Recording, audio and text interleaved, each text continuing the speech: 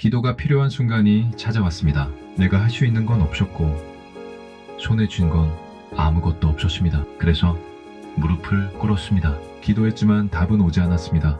벽을 보며 말을 건네는 기분이었습니다. 그래도 계속할 수밖에 없었습니다. 입술이 떨렸고 눈물이 흘렀습니다. 말보다 탄식이 더 많았습니다. 나는 그렇게 하루를 보냈습니다. 기적이 일어나지 않아도 습관처럼 했습니다. 다른 선택지가 없었기 때문입니다. 하루하루가 무거웠습니다. 기도한다고 무게가 가벼워지지는 않았습니다. 그래도 걸었습니다. 기도로 해도 달라진 건 없어 보였습니다. 그래도 멈추면 완전히 끊어질 것 같았습니다. 그래서 나는 버티듯이 계속했습니다. 입술은 무뎌졌고 눈물도 줄어들었습니다. 그런데 이상하게도 기도를 놓지는 않게 되었습니다. 습관이 나를 붙잡고 있었습니다. 어느 순간부터는 큰 기적을 바라지 않게 되었습니다.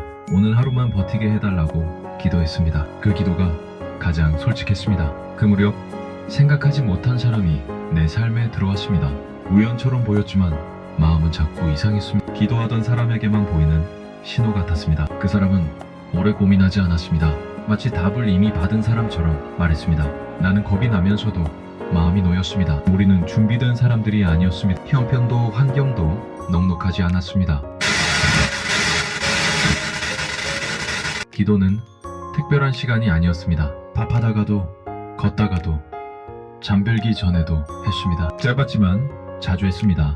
춥던 날 우리는 농담처럼 말했습니다. 오늘도 내복 입고 기도하면 되지 뭐.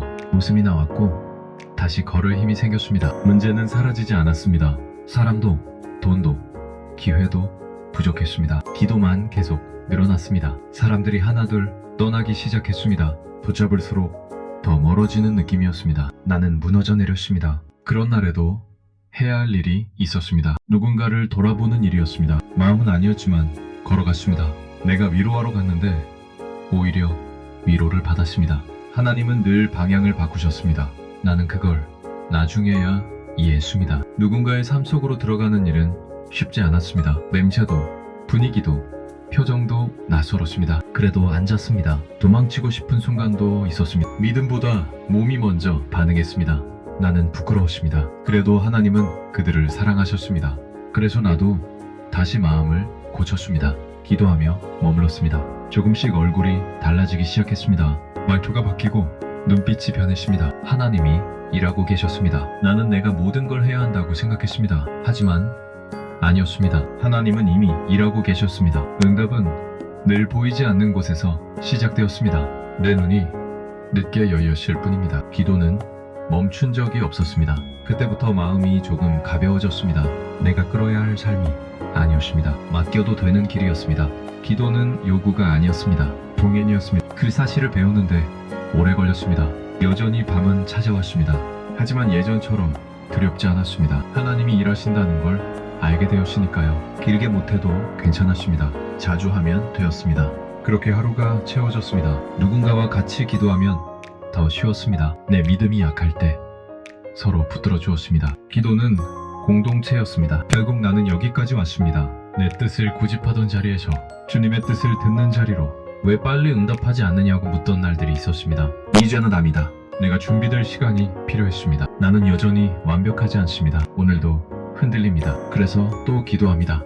내가 쉬는 동안에도 하나님은 일하셨습니다. 보이지 않아도 멈추지 않으셨습니다. 그래서 다시 믿게 되었습니다. 혹시 지금 기도가 멈춘 것 같습니까? 아무 일도 일어나지 않는 것 같습니까? 그래도 괜찮습니다. 하나님은 당신이 잠든 사이에도 일하십니다. 우리는 그분보다 늦게 알아챌 뿐입니다. 조금만 더 함께 걸어갑시다. 오늘 밤 다시 짧게 기도해 봅시다. 잘하려고 하지 않아도 됩니다. 아버지는 이미 듣고 계십니다. 그날 밤 나는 기도가 아무 소용없는 것처럼 느껴졌습니다. 아무리 불러도 대답이 없다고 생각했습니다. 그런데 나중에 알았습니다. 기도는 내가 잠든 뒤에도 일하고 있었다는 것을.